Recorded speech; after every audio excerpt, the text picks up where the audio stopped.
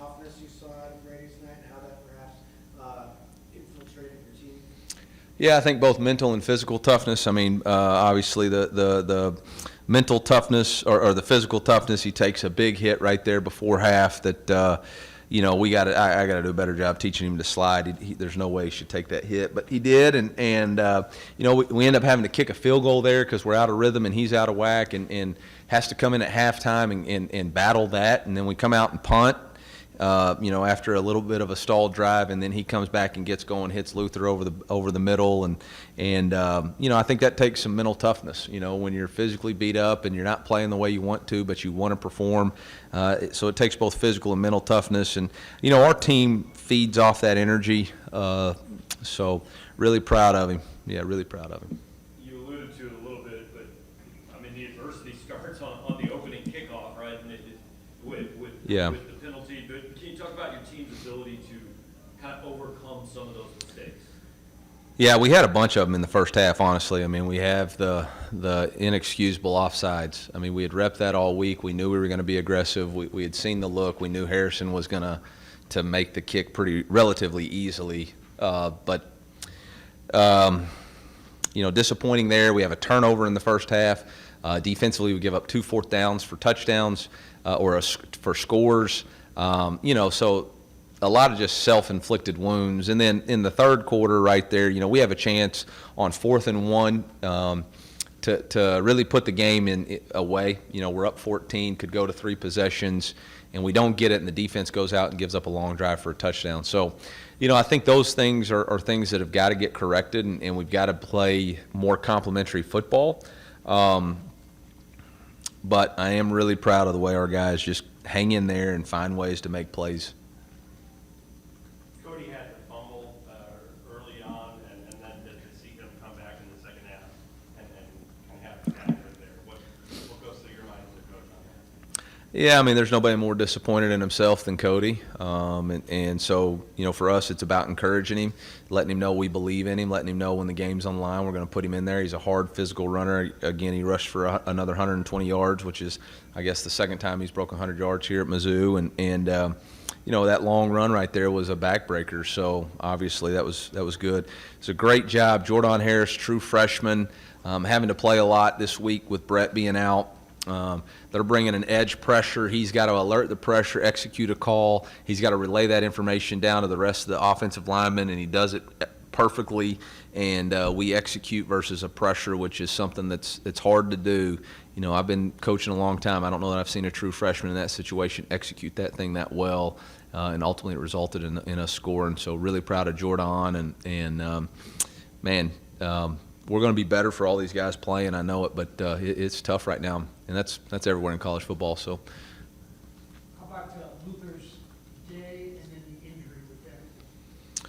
Yeah, it wasn't an injury. It was cramping. He had 10 receptions for 177 yards, but we had to take him in because he was cramping pretty hard and give him an IV, and so that's what it was. He'll be fine.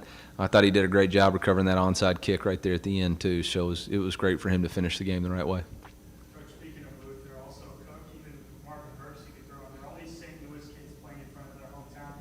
Is it a little extra to playing in front of their hometown, especially for them? Yeah, I mean, our theme this week was I put on for my city, by Jeezy, and that's what we do. And we told ourselves that KC's got the Chiefs, St. Louis got the Tigers, and so we're going to go put on a show for them. And ultimately we would have liked to have played better on third down, but we found a way to get a win, and that was important. And yeah, I hope.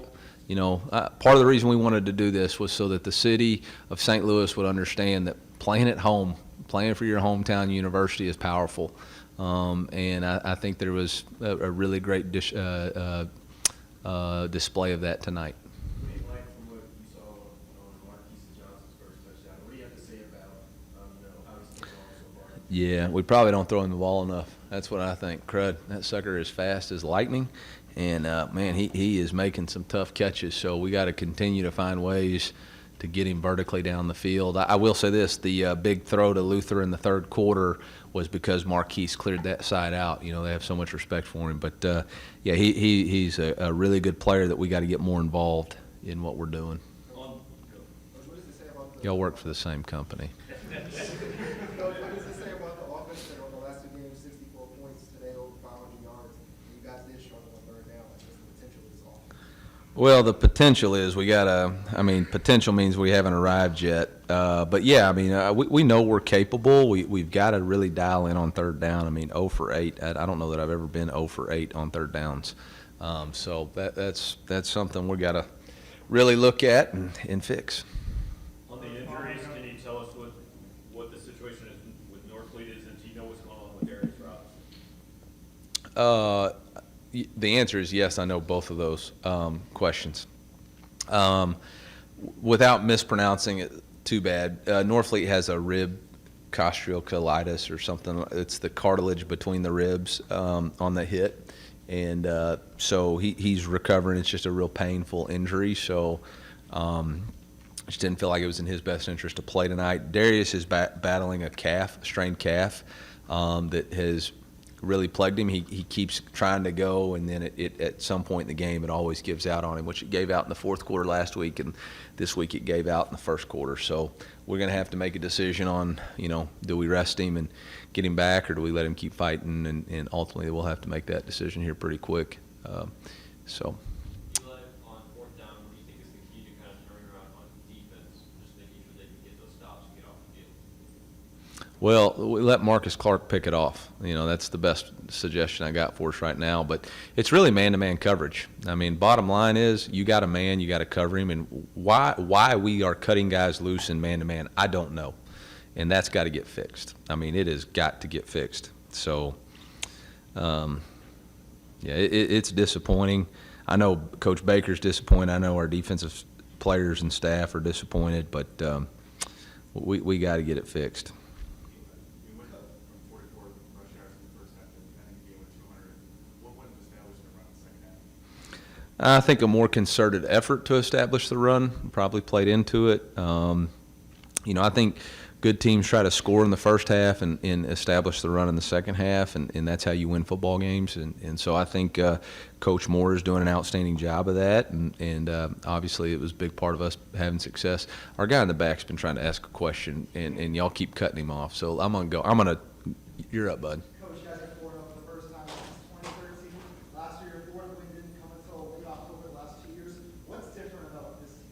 Yeah, last year's last year. That's last year. I'll just say this: our team is they're very much committed to each other, and they've faced some adversity and fought, and they have a belief in each other, right? And last year, we faced some adversity, some really tough deals, and it just didn't go our way, and that's life, and I think you got to have resolve and keep the faith and keep pushing forward and keep your head up, knowing that good things will happen. And I think that's what you're seeing right now. You see guys that have been in those tight games before, but they believe in each other. They don't panic. They just keep fighting. And I think that's a maturity of our teams, of our team. And I think, again, a good display of leadership. Nobody on our sideline panics except for Baker, but nobody else.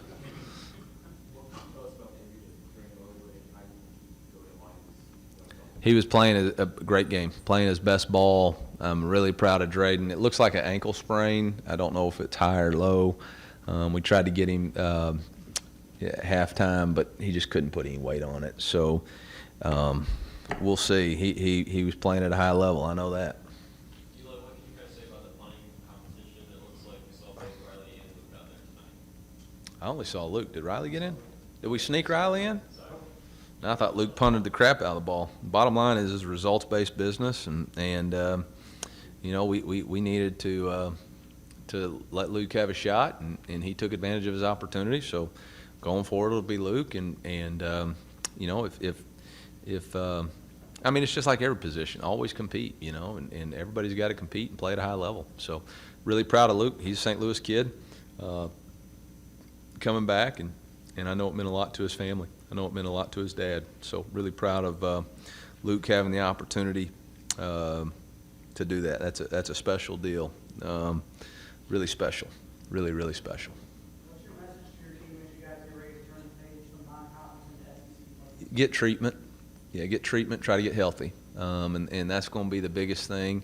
You know, we're going to celebrate this for 24 hours, and then we transition to conference play. We got to go on the road to open our conference season to a really explosive pass offense, which has not exactly been our forte right now. So we're going to have to get healthy in a hurry, and we're going to have to go defend a really dynamic quarterback. I think they've got two of the top 3 leading wide receivers in the SEC. So we're going to have our hands full. Last time we went down there, it was a dogfight, and last year was a dogfight. Well, I mean, D-Rob had to make a play on 4th down to secure the victory. So, you know, we're going to have to turn the page pretty quick. I'm going to have to get out of this press conference and get a shower and get home, and we'll turn the page.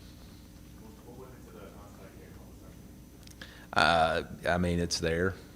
You know, it was there. And, I mean, everybody thinks I'm not aggressive, so I figured I'd show y'all I can play aggressive. Time for no more. Memphis was 3 of 4 on 4th downs tonight. Where did you see on those plays? What is that?